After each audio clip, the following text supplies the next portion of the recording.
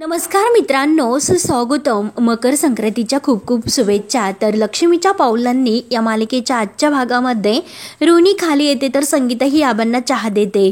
राहुल तेथेच असतो आणि रजनी सुद्धा तेथे भाजी निवडत असते. तर संगीता ही रोहिणीला सुद्धा म्हणते की रोहिणी मॅडम, अहो तुम्हाला चहा देऊ का? तेव्हा आता रोहिणी लगेच म्हणते की अहो मिसेस खरे, तुम्ही मला चहा का विचारतात? तुम्ही तर येथे नैनाची काळजी घेण्यासाठी आलात ना. परंतु नैना जरा काही विचित्र वागते, असं नाही वाटत का तुम्हाला? तेव्हा संगीता म्हणते की हो हो मला वाटते. तेव्हा रोहिणी म्हणते की हो ना, अहो सतत चिडचिड करत असते आणि डॉक्टरांकडे जाताना सुद्धा ती कोणाला काही घेऊन जात नाही. तर कला सुद्धा आता तेथे रोहिणीचं हे बोलणं ऐकत असते. तेव्हा रजनी सुद्धा हे ऐकते आणि म्हणते की हो ना, मला सुद्धा नैनाचं हे वागणं कधी कधी खरंच कळतच नाही. त्यावर आता रोहिणी म्हणते की हो ना, असू शकतो कदाचित. तेव्हा संगीता लगेच म्हणते की हो हो मी कलाला विचारलं आणि ती मला म्हटली की हो हो कलाने मला सांगितलं आणि डॉक्टरनी तिला सांगितलं की सर्व काही ठीक आहे म्हणून. तेव्हा आता रोहिणी लगेच म्हणते की हो ना, म्हणजे कला म्हटल्यानंतर हो हो असंच असू शकतं. कला तर ही नैनाची सख्खी बहीणच आहे ना, मग कलाला आता नैनाविषयी सगळं काही माहिती असेलच ना. तेव्हा कला सुद्धा तेथे येते. तर लगेच रोहिणी ही आबांना म्हणते की डॅड,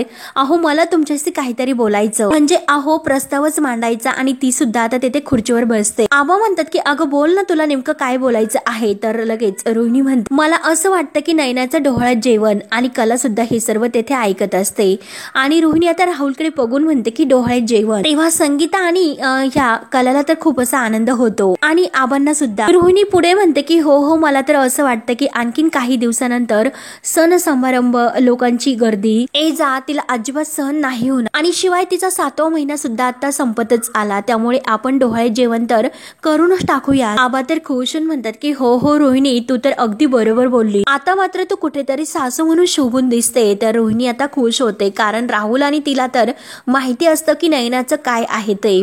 रजनी सुद्धा म्हणते की हो हो नैनाच्या डोहाळ्यात जेवणची खूप काही तयारी आपल्याला करावी लागेल. संगीता आणि कला तर त्याहूनही खुश होतात. त्यावर आता हे सर्व ऐकून कला म्हणते की हो हो चालेल ना, म्हणजे आपण आतापासूनच थोडी थोडी तयारी करायला घेऊया. संगीता तर म्हणते की हो ना, अगं बाई खरंच माझ्या नैनीचं डोहाळ्यात जेवण. तेव्हा आता रजनी म्हणते की संगीता वहिनी, होणाऱ्या आजीबाई, अहो कंबर कसून तयार राहा, ही तर फक्त आता सुरुवात आहे. त्यावर आता रजनी लगेच आबांना म्हणते की हो हो तुम्ही गुरुजींना फोन करा मुहूर्तासाठी.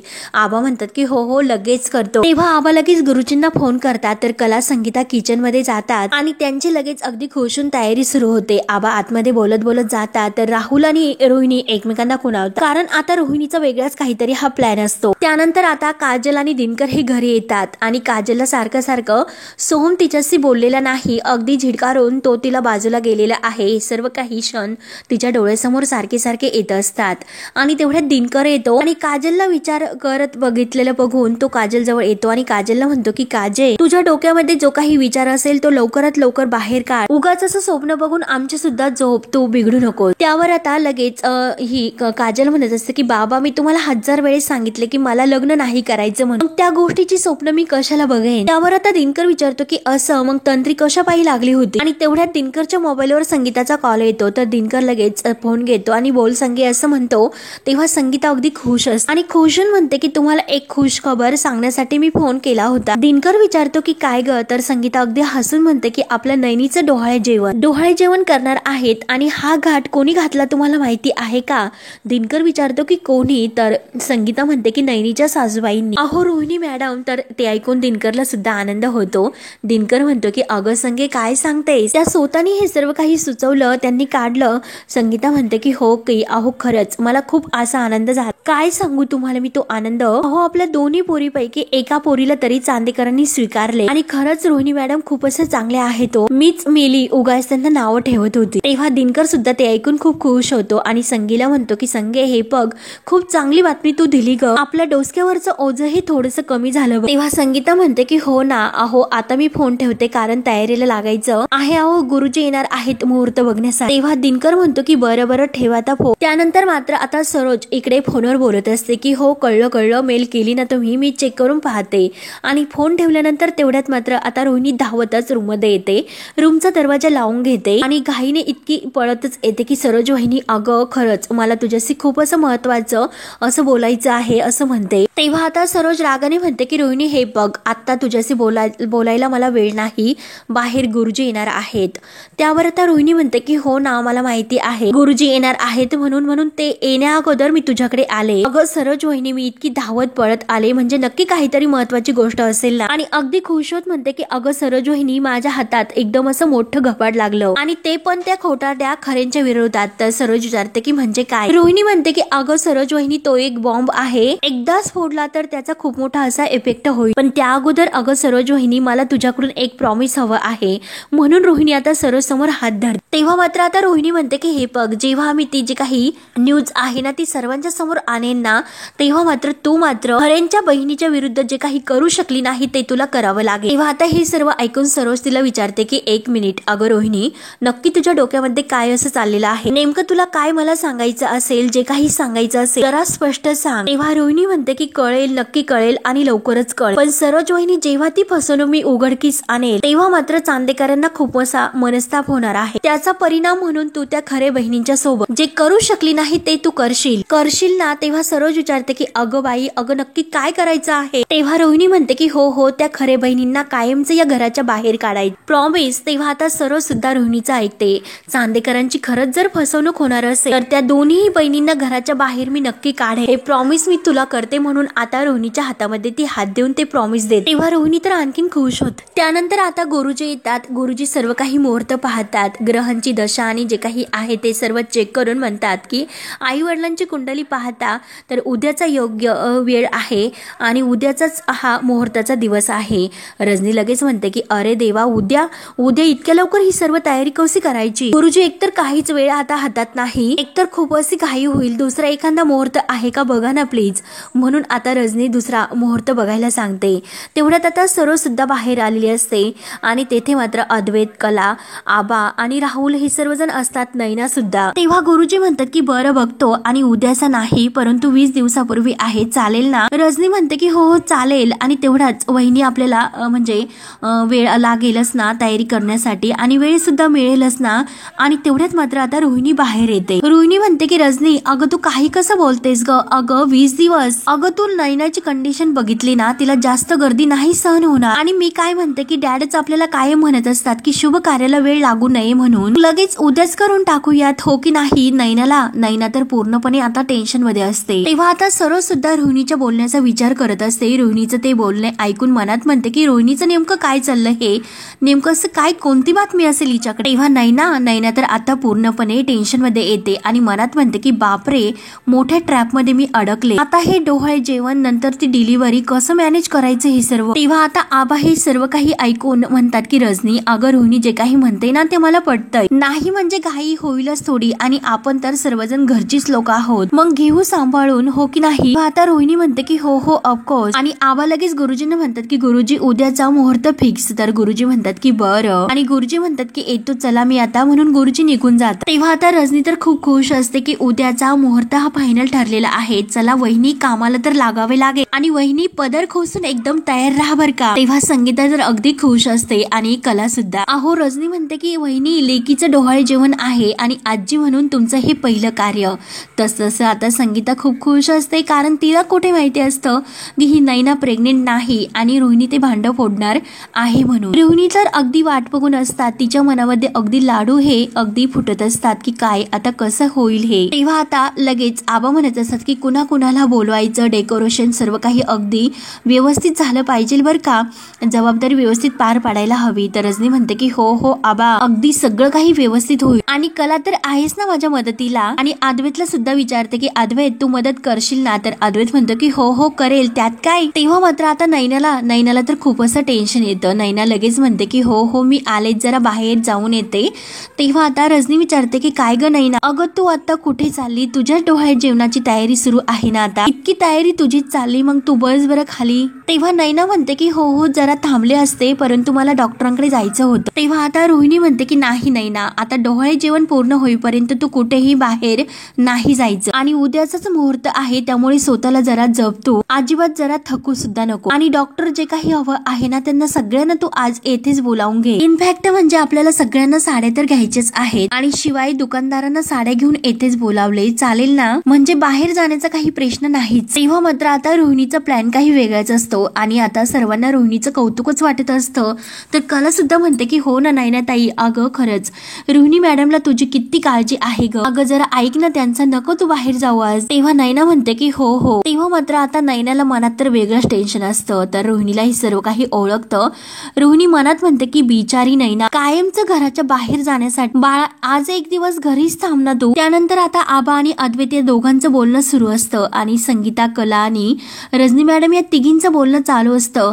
तर रोहिणी अगदी खुश होऊन त्यांच्याकडे पाहतच. आज मात्र ही इतकी हसरी आनंदी दिसतात, परंतु उद्या मात्र आता हे समजल्यानंतर यांची पडकी अशी थोबाडं दिसणार आहेत, म्हणून रोहिणी आता मनातल्या मनात खूप अशी खुश होत असते. अहो खरे बहिणींनो, तुमच्या पाठवण्याचा मुहूर्त आता जवळ आलेला आहे. त्यानंतर मात्र आता संध्याकाळ होते आणि जे काही साड्यावाले आहेत काका ते तर घरी साड्या घेऊन आलेले असतात आणि आता सर्वजण साड्या हे खरेदी करत असतात, चॉईस करत असतात. आणि रोहिणीला म्हणत असतो की अरे वा, मी लगेच तुमचा फोन आला आणि चांगल्या साड्यांच्या डिझाईनी घेऊन आलो. मी म्हणते की हो ना, अहो अर्थातच खूप असं महत्वाचा दिवस आहे, तुमचं बेस्ट कलेक्शन दाखव बरं. तेव्हा मात्र आता इकडे कला, संगीता आणि रजनी यांची स्वयंपाकाची तयारी सुरू असते.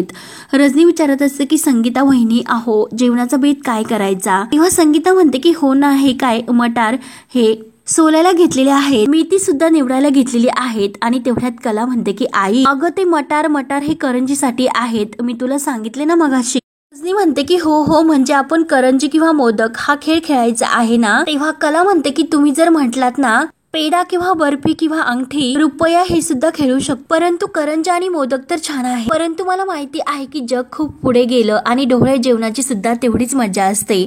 रजनी म्हणते की हो ना, होणारं बाळ हे मुलगा असेल किंवा मुलगी याचा फक्त आपण अंदाज लावायचा. तेव्हा कला म्हणते की हो हो, जे कोणी का असेल मला हेच हवं होतं असं आपण म्हणायचं आणि त्याचे भरपूर असे लाड करायचे. तेव्हा रजनी अगदी खुश होऊन संगीताला म्हणते की वहिनी, अहो तुमच्या कलाला सुद्धा खूप माहिती आहे वर, तिची सुद्धा अगदी तयारीच आहे. तेव्हा संगीता सुद्धा म्हणते की हो हो, म्हणजे काय, आता आमच्या नैनीनंतर कलाचीच ही तयारी आहे ना, तिचाच नंबर आहे, तर कला ही लाजते. तेव्हा मात्र आता कला म्हणते की मी तुम्हाला काय म्हणत आहे की नैना ताईने जर तिखट करंजी उचलली तर चुनचुनीत अगदी मुलगी असेल आणि जर तिने गोड मोदक निवडला तसाच गोड असा गोडगुटीत मुलगा असेल आणि हाच आपण डोह्या जेवणाचा रिझल्ट ठेवूया. तेव्हा रजनी म्हणते की हो हो, ते सर्व ठीक आहे, परंतु उद्या जेवणाचा मेनू काय असेल हे आता आपल्याला ठरवावं लागेल. मला म्हणते की हो हो, वालाचं धिरडं, पोळ्या बिटाची आणि गाजराची कोशिंबीर, पापड किंवा वाटलेल्या टॅमॅटोचं सार. त्यावर आता ते ऐकून रजनी म्हणते की हो हो, ठरलं तर मग तू लिहिलंस ना त्यावर सगळं काही नीट? तर कला म्हणते की हो हो. रजनी म्हणते की तसंही आपण फारसं तर घरच्या घरीच करणार आहोत, कुणाला निमंत्रण नाही देणार, पण बारसं मात्र दणक्यात करायचं, हो की नाही संगीता वहिनी? तेव्हा संगीता म्हणते की हो हो, अगदी माझ्या मनातील बोललात तुम्ही. आणि तेवढ्यात सोमा फोनवर बोलत येतो आणि 1 मिनिट थांबा आणि कलाजवळ येतो की वहिनी त्या डेकोरेटचा फोन आहे, तू जे काही सजवण्यासाठी मागवलेलं होतं ते सर्व काही मी आतमध्ये मागवलेलं आहे आणि वहिनी तुला बाहेर काय काय हवं आहे असे तो कलाला विचारत असतो. तेव्हा कला म्हणते की अरे सगळ्यात अगोदर तू दारावरती तोरण लावून घे. त्यावर आता सोहम ते ऐकून म्हणतो की ओके चालेल डन. तर कला म्हणते की अरे बाकीचं सर्व सामान कुठे आहे, ते आतापर्यंत यायला हवं होतं. तेव्हा सोहम म्हणतो की हो हो, त्याचाच फॉलोअप घेतो, तो होईल, सर्व काही होईल, सगळं काही अगदी मागवून घेतो. तर कला म्हणते की हो हो लवकर घे. त्यानंतर आता पुढे हे रोहिणी आणि सरोज, तर श्रीकांत, आबा आणि नैना हे तेथे साड्या घेत असतात. तर सोहम तेथे फोनवर बोलत बोलत येतो. रोहिणी विचारत असते की नैना, अगं तुला कोणती साडी घ्यायची असते ती तू सिलेक्ट कर, कोणती साडी तुला आवडती आहे ते बघ, आणि हे बघ जास्त अशी हेवी साडी तू सिलेक्ट करू नको, इनफॅक्ट दागिने सुद्धा तू जरा हलकेच ठेव, जरा अनकम्फर्टेबल व्हायला नको. आणि तेवढ्यात मात्र आता नैनाच्या मोबाईलवर एक कॉल येत असतो. नैना ही रोहिणीकडे पाहते आणि हसते. तर लगेच रोहिणीचा संशय आता त्याला माहितीच असतं, म्हणून ती नैनाला म्हणते की नैना अगं तुला माहिती आहे राहुलच्या वेळेस मी इतकी अनकम्फर्टेबल झाले होते म्हणून तुला मी हे सर्व सांगते, परंतु नैनाच्या डोक्यात मात्र दुसरं टेन्शन असतं आणि तिचा फोन वाजत असतो. तर रोहिणी विचारते की काय ग कोणती साडी तुला आवडते जरा बघ ना. आणि नैना म्हणते की हो आणि तर रोहिणी म्हणते की हे बघ ह्या ज्या काही साड्या आहेत त्या तुला आवडतात की नाही बघ जरा. आणि तेवढ्याच सरोज एक साडी सिलेक्ट करते आणि ही जरा बाजूला ठेव असे बोलून सरोज आता कामाला आहे म्हणून बाजूला जाते. नैनाला मात्र आता साडी सिलेक्ट करण्यामध्ये तिचं मन काही लागत नसतं. तिच्या चेहऱ्यावर पूर्णपणे टेन्शन आहे हे रोहिणीने ओळखलेलं असतं. रोहिणीचं सारखं लक्ष नैनाकडेच असतं. तेव्हा कला, रजनी आणि संगीता ह्या तिकडे किचन मध्ये अगदी डायनिंग टेबलवर बसलेले असतात. काय काय मेनू वगैरे काय काय ठरवायचं ही त्यांची पूर्णपणे तयारी सुरू असते. तर आबा त्यांना आवाज देतात की एहीनबाई, कला, रजनी अगं इकडे या, तुम्हाला सुद्धा कोणकोणत्या साड्या घ्यायच्या आहेत ते सुद्धा तुम्ही सिलेक्ट करा, काम काय होत राहतील. तर रजनी म्हणते की हो आलो आबा, म्हणून त्या तिघी सुद्धा आता ते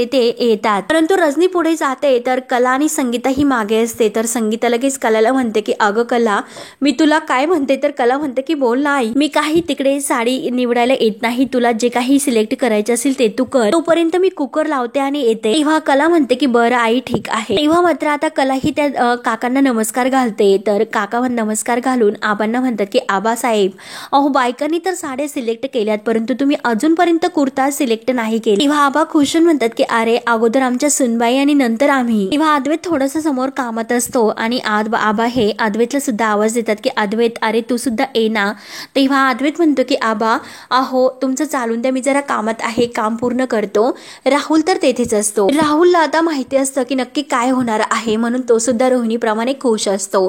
त्यानंतर आता अद्वैतला एक वर्करचा शॉपमधून फोन येतो.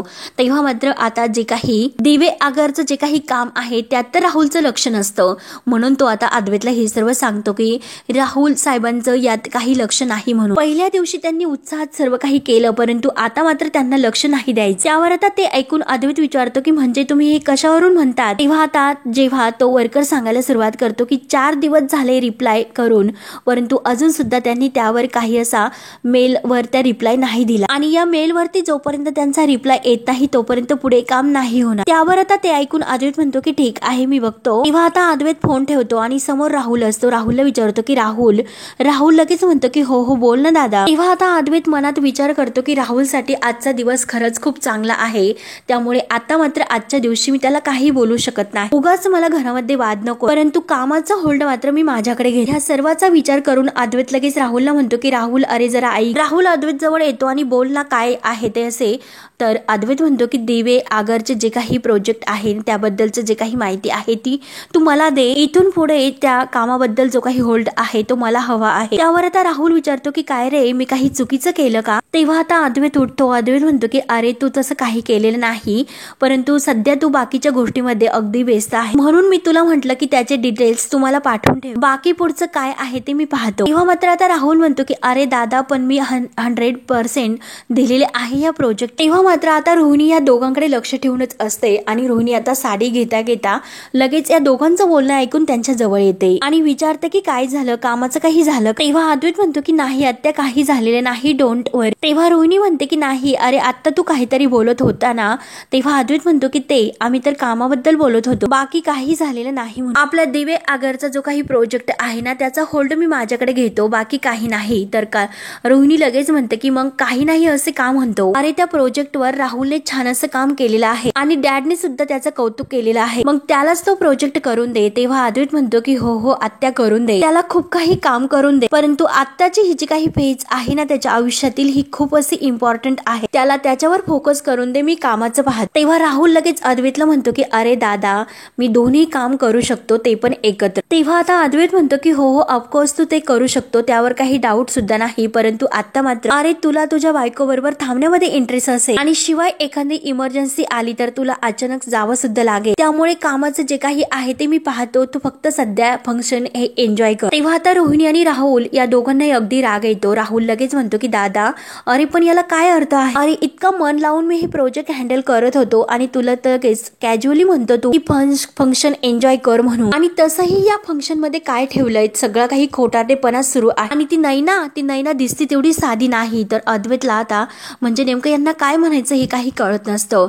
रोहिणी लगेच राहुलकडे पाहायला सुरुवात करते. तेव्हा अद्वैत आता हे सर्व ऐकून विचारतो की एक सेकंद कसला खोटेरडापणा, ही नैना साधी नाही म्हणजे नेमकं तुम्हाला काय म्हणायचं? तर लगेच रोहिणी म्हणते की अरे काही नाही. अरे राहुल, बायकोशी एकदा भांडण झालं म्हणून असं काही बोलायचं असतं का? ती साधी नाही, खोटारडेपणा करते वगैरे वगैरे. अरे अद्वैत, काल रात्री यांचं भांडण झालं होतं म्हणून तो असा बोलतोय. तेव्हा अद्वैत म्हणतो की ओके, तू तुझ्या बायकोकडे लक्ष दे, मी प्रोजेक्टकडे लक्ष देत, असे बोलून आता अद्वैत आतमध्ये निघून जातो. रोहिणी लगेच राहुलच्या हाताला धरून त्याला ओढते आणि जवळ घेऊन म्हणत असते की अरे कुठे काय बोलायचं, याचा सुद्धा जरा मॅनर्स नाही का तू? तेव्हा राहुल म्हणतो की सॉरी सॉरी मम्मा. अगं पण मम्मा, तू बघितलंस ना, तो माझं काम माझ्याकडून हिसकावून घेतो. त्यावर आता रोहिणी म्हणते की जाऊन दे, काही फरक नाही पडणार. या घरामध्ये मोठा असा धमाका होणार आहे, त्यानंतर कामात लक्ष द्यायला वेळ सुद्धा नाही मिळणार. मग तू तुझा प्रोजेक्ट तुझ्या हातामध्ये घे. त्यावर आता लगेच राहुल विचारतो की पण मम्मा, तो नक्की करणार काय आहे? तेव्हा आता रोहिणी म्हणते की अरे राहुल, मी ते येथे नाही सांगणार. तुला जर ऐकायचं असेल तर तू माझ्या रूम मध्ये ये, चल बरं. म्हणून राहुल आणि रोहिणी त्यांच्या रूम मध्ये जातात. तेव्हा मात्र आता साड्या सिलेक्ट करता करता एकदा काही कुर्ता असतो तर अद्वैत साठी कलाला तो खूप आवडतो. त्या कुर्त्याकडे अगदी एकटक पाहत असते. ती मनात म्हणत असते की या रंगाचा कुर्ता खरंच चांदेकरला खूप छान दिसतो, मग घेऊ का मी त्याच्यासाठी हा कुर्ता? परंतु मी त्याला न विचारता घेते, तो घालेल ना नक्की, मग काय करू, जाऊन ते घेते. तेव्हा कला लगेच तो कुर्ता घेते आणि जे काही ते काका आहे त्यांना खुणावून सांगते की हे पैसे मी देते माझ्याकडून. तर काका म्हणतात की हो हो, म्हणजे मनात अगदी खानाखुनाप्रमाणे त्यांचंही सुरू असतं. मी इतक्या आगाऊपणाने ती आगाऊसाठी हा कुर्ता घेतला, परंतु त्याने जर नाही घातला तर मग नाही, असं नाही होणार, नक्की तो घालेल सुद्धा. तेव्हा कला ही अगदी खुश होते. आणि मित्रांनो, हा भाग येथे संपतो.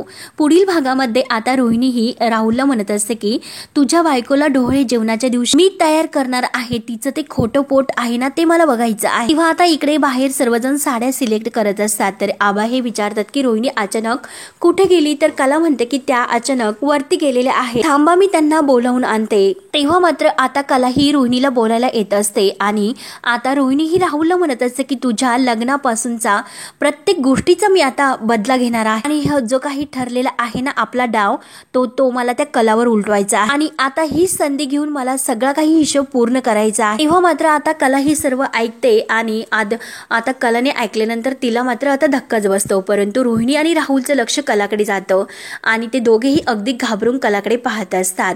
तेव्हा आता पुढे काय काय होतं हे पाहण्यासाठी आपल्या चॅनलला नक्की सबस्क्राईब करत राहा. धन्यवाद.